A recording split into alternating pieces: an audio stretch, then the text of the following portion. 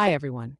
Welcome back to Millennial Financial Times, a weekly newsletter that brings you the most impactful financial news of the week, distilled to deepen your understanding of the world and save you time.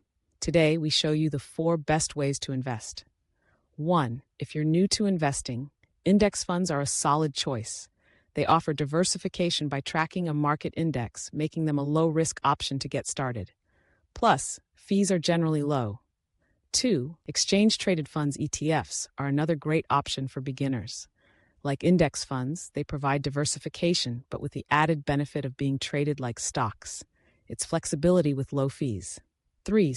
Robo-Advisors let tech do the work. Robo-Advisors use algorithms to manage your portfolio based on your goals and risk tolerance. It's a hands-off way to invest, perfect for beginners. 4. Final tip. The key to successful investing is starting now, even with a small amount. Choose the option that fits you best and stay consistent.